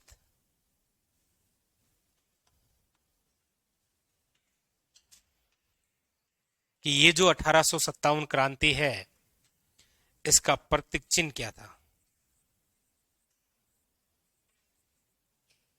तो 1857 क्रांति का जो प्रतीक चिन्ह था वो था ऑप्शन नंबर 1 गुलाब वे रोटी, ऑप्शन नंबर बी कमल वे रोटी, ऑप्शन नंबर सी रोहिड़ा वे रोटी, ऑप्शन नंबर रोहिड़ा रोहिड़ा रोहिड़ा, और ऑप्शन नंबर डी रोटी रोटी। ये पूछा गया है, ऐसे ऑप्शन दिए गए हैं, याद रखना। क्योंकि हम फूल को एक ही समझते हैं ना कि गुलाब है, जबकि ये कमल वे रोटी। इसका प्रतीक प्रचार का माध्यम था। कैसे? देखो, प्रचार का माध्यम लोगों ने उस समय किसको बनाया? कमल वे रोटी। भाई ऐसा थोड़ी है कि ग्रुप बना लिया कि जो जो 1857 क्रांति से जुड़ना चाहते हैं वो ज्यादा से ज्यादा आगे से आगे शेयर करें। ऐसा तो है नहीं। कोई ग्रुप तो था नहीं, व्हाट्सएप ग्रुप तो था नहीं उस समय। अच्छा हुआ नहीं था, हम आजाद हो गए। हाँ, मतलब उस समय यदि कोई व्हाट्सएप ग्रुप होता था हम आजाद थोड़ी होते। क्योंकि भारत के अंदर धरातल पर काम कम चलता है, केवल ग्रुपों में ज्यादा चलता है। हाँ, वो तो है ही। जो किसी वैकेंसी के लिए संघर्ष कर रहे हैं तो कमेंट करने, हाँ तुम संघर्ष करो हम तुम्हारे साथ हैं, और साथ कुछ नहीं, कमेंट करके मूवी देखने लग जाते हैं। विमल पान मसाला। ये यहां पर देखो प्रतीक चिन्ह क्या बनाया? कमल वे रोटी। देखो, कमल माध्यम बनाया गया उन भारतीयों के लिए जो अंग्रेजों की सैनिक टुकड़ी में शामिल हुआ करते थे। उनको जाते और कमल का फूल देते और वो ले लेता। इसका मतलब हम ये समझते कि ये भारतीय सैनिक हमारे साथ है। अगर ऐसे तो डायरेक्ट तुम्हारे साथ है कहीं, ऐसा तो बोल नहीं सकते क्योंकि अंग्रेजों को पता चल जाता। बहुत है। तो कमल का फूल देते, वो स्वीकार करते, और हम ये समझते कि ये भारतीय सैनिक जो है ये हमारे साथ है।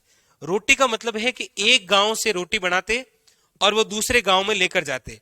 दूसरे गांव में पंचायत बैठती और वो रोटी स्वीकार कर लेते, तो हम ये समझते कि ये पूरा गांव हमारे साथ है।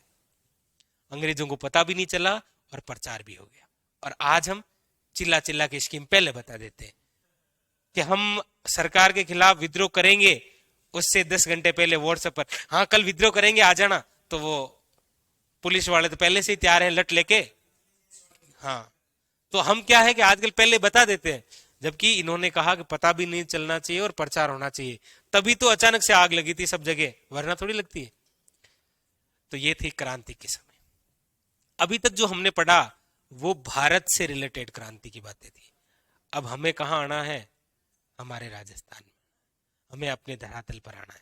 आ जाओ, फटाफट पढ़ लो इसको, फिर राजस्थान में आ जाओ। चलो पहले कुछ बातें बता देता हूं आपको, फिर हम क्रांति करनी है, हमें तो करनी है जी, आज नहीं तो कल करनी है। पढ़ो पढ़ो, अरे पढ़ो। अच्छा ऐसे बोल दिया क्या? पढ़ो पढ़ो पढ़ो। मैं तो क्या ऐसे बोलते रहता हूँ, मेरा काम तो कुछ है नहीं।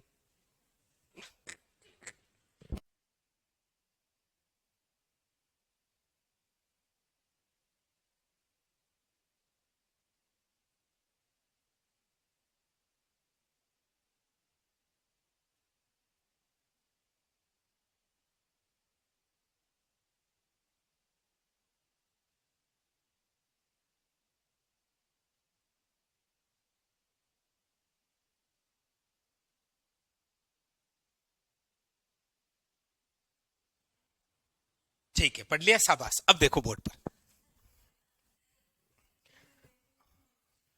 अरे कम से कम ये चक्कर तो पढ़ लेते, ये तो पढ़ लेते कि इसमें क्या है। अब देखो बोर्ड पर। अब हम आते हैं हमारे राजस्थान के साथ, और एक ऐसी संधि जो केवल राजस्थान रियासतों के साथ हुई थी, उस संधि का नाम है ये।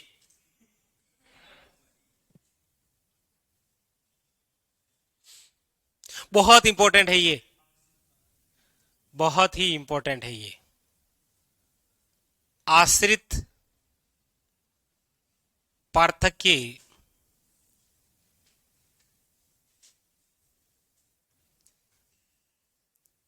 अधीनस्थ नीति, या फिर इसे ही बोलते हैं आश्रित पार्थक्य अधीनस्थ संधियां।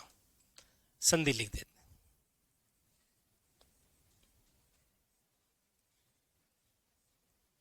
नाम से ही पता लग रहा है कि ये जो संधि है, ये ऐसी संधि होगी जिसमें जिसके साथ होगी वो पूरा आश्रित हो जाएगा, उस पर निर्भर हो जाएगा। एग्जाम्पल बताता हूं आपको। जयपुर के सपोज देन एक राजा हैं। यहां पर आपके सामने दो बातें नजर आएगी। एक तो आपको यह भी पता चलेगा कि 1800 के अंदर अंग्रेज कितने इंटेलिजेंट हो गए थे और हम कितने बेवकूफ थे। वो देखो, एक नाम लिखा है मैंने एग्जाम्पल के तौर पर, सवाई राम सिंह सेकंड। ठीक है, ऐसे नाम लिखा है आपके सामने। ये सवाई राम सिंह सेकंड परेशान है मराठों से और किसे, बाहरी आक्रमणकारी से। और खासकर जयपुर के जो जितने भी राजा रहे हैं, वो किससे ज्यादातर परेशान रहे हैं? मराठों से। तो जयपुर का राजा ये सोच रहा है कि कोई ऐसा बंदा आए जो मुझको इन मराठों से बचाए। तो जयपुर का कोई राजा, मान लीजिए ए, ये गया अंग्रेजों के पास में और अंग्रेजों को जाकर बोला कि हमारी सहायता कीजिए आप।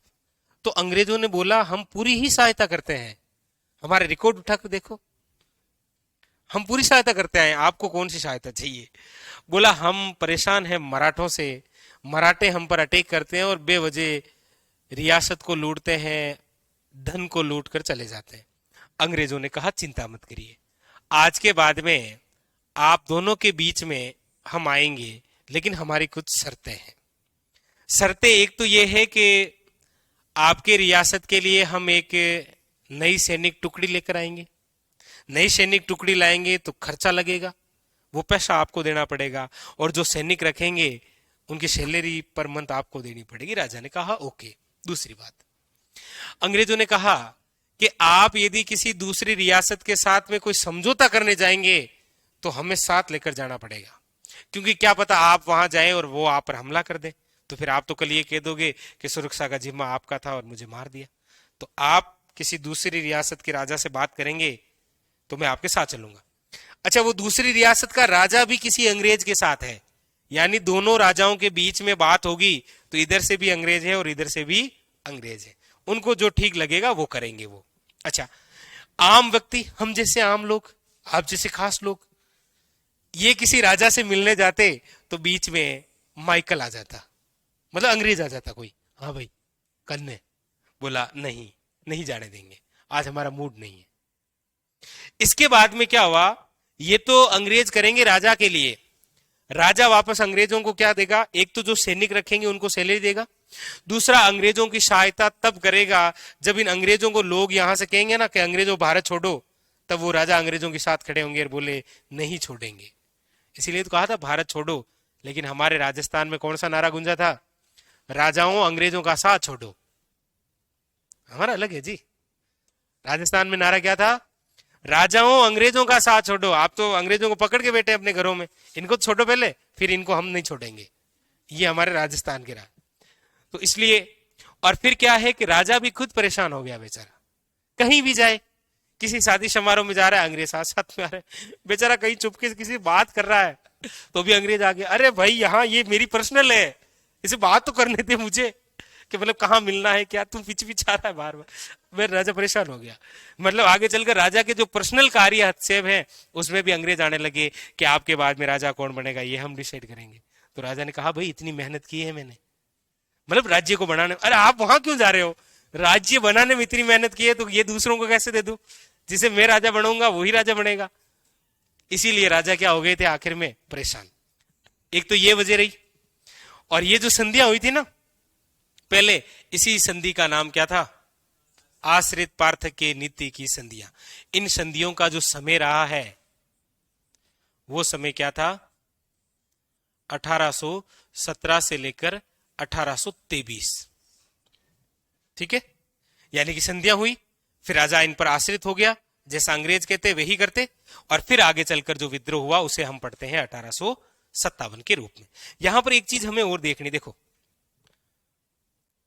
ये जो अंग्रेज अधिकारी है ये जयपुर के राजा से वादा करता है कि कल सुबह में ये सैनिक टुकड़ी रखूंगा यहां पर।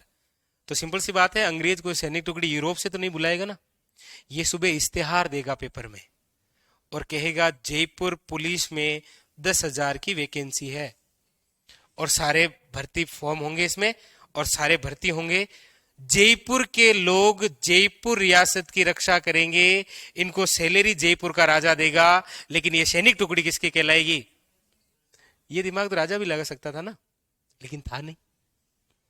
राजा भी नियुक्ति करके अपने राज्य के सैनिक कर सकता था, लेकिन जयपुर के लोग हैं, जयपुर की रक्षा कर रहे हैं, जयपुर के राजा से सैलरी ले रहे हैं, लेकिन आदमी किसके कहलाते हैं, ये अंग्रेजों के। ये दिमाग था अंग्रेजों में, हमें बाद में आया लेकिन चलो आया।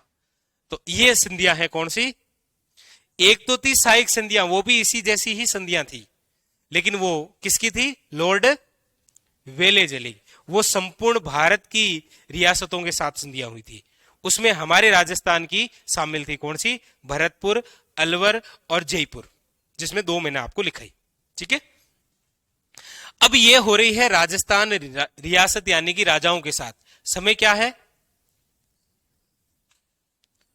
अच्छा संधियां क्यों हो रही है, संधियां इसीलिए हो रही है क्योंकि राजाओं ने मराठों से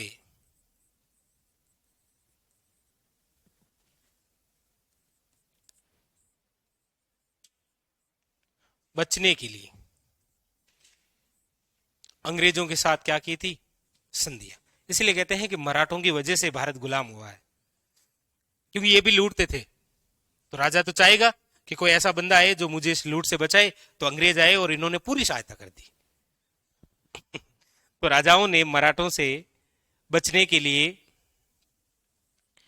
EIC ईस्ट इंडिया कंपनी के साथ संधि की।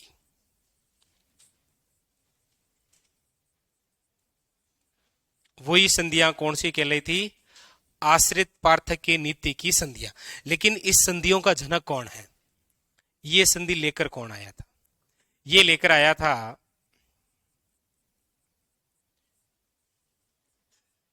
इस समय जो अंग्रेज अधिकारी है उसका नाम है लॉर्ड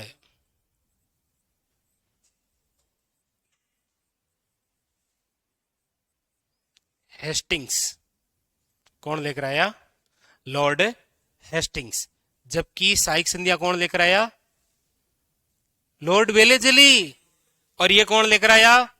लॉर्ड हेस्टिंग्स। लेकिन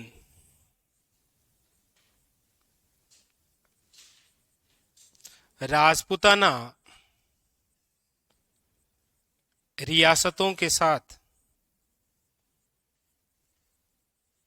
संधि के लिए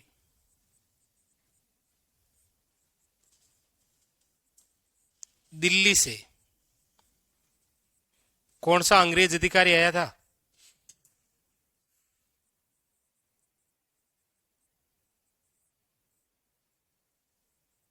कौन आया?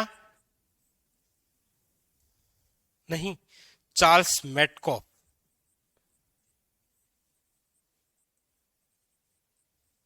इस समय अंग्रेज अधिकारी कौन है? Lord Hastings. इसके ये दिमाग की उपज है कि ऐसी संधि करेंगे। अब ये तो आएगा नहीं, क्योंकि ये इस समय भारत का सबसे बड़ा अंग्रेज अधिकारी है। इस समय ये बंगाल का गवर्नर जनरल है, क्योंकि भारत का गवर्नर जनरल तो किस अधिनियम के तहत बनेगा? 1833 में। जबकि ये टाइमिंग कब है? इस समय ये भारत का गवर्नर जनरल ना होकर क्या है? बंगाल का गवर्नर जनरल। यानी कि इस समय भारत में सबसे बड़ा अंग्रेज अधिकारी कौन है? लॉर्ड हेस्ट। ये तो आएगा नहीं, ये सभी राजाओं के साथ थोड़ी घूमेगा। अब जैसे मोदी जी यदि यहां आ रहे हैं राजस्थान में, तो वो प्रत्येक जगह थोड़ी जाएंगे, वो चुनिंदा जगह जाएंगे। जैसे जहां ढूंढाड़ क्षेत्र में एक जगह आएंगे, शेखावटी क्षेत्र में एक जगह जाएंगे, मारवाड़ क्षेत्र में एक जगह जाएंगे और मेवाड़ क्षेत्र में एक जगह जाएंगे। ऐसे तो होता है प्रचार वर्तमान में। हाँ, ऐसा थोड़ी होता है कि हर जगह जाएंगे, नहीं जाएंगे। ऐसे ये नहीं आया, इसने किसको भेजा? इस चार्ल्स मेटकोप का सहयोगी एक यहां है। कौन बता सकते हैं? आप में से ये कौन बता सकता है कि इसका सहयोगी कौन है? ये जो बता देगा उसको मेरी तरफ से पार ले।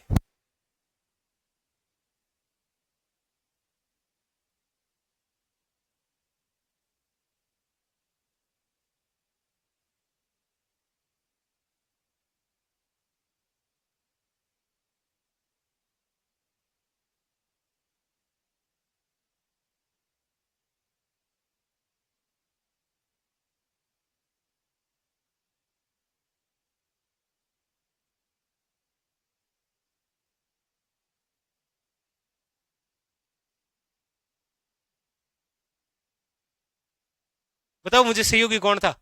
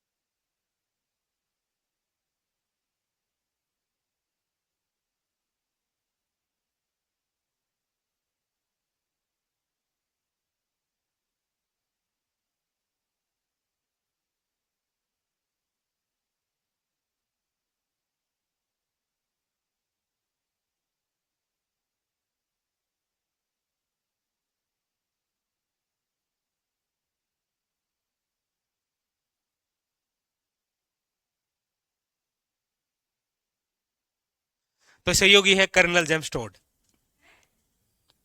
Yes, colonel James Tod. यही तो है इस समय, देखो सबसे बड़ा अंग्रेज अधिकारी यहां राजस्थान में। इससे बड़ा कोई नहीं है।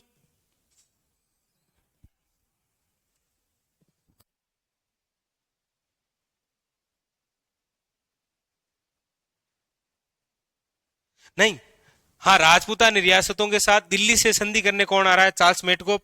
यहां पर पूरी व्यवस्था कौन कर रहा है? राजपूताने में। दिल्ली से यह आया, राजपूताने में पहले से कौन था? टोड। आदेश किसका था? हेस्टिंग्स का।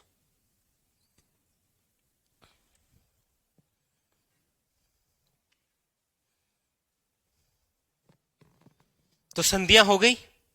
अब यहां से क्वेश्चन पूछा जाता है, राजस्थान की पहली रियासत जिसने ये संधि की, अब वो आपका आंसर आएगा करौली। तो करौली ने जो संधि की थी ना वो ये है, वो शाही संधि नहीं थी। यहां पर आपसे पूछा जाता है प्रथम रियासत कौन सी है? करौली। कब की थी? 9 नवंबर 1817।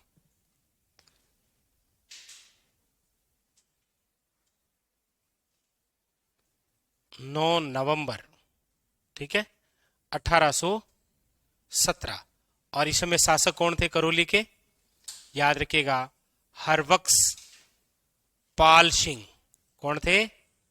बहुत ही इंपॉर्टेंट है ये लाइन इतनी इंपॉर्टेंट है पूछिए मत।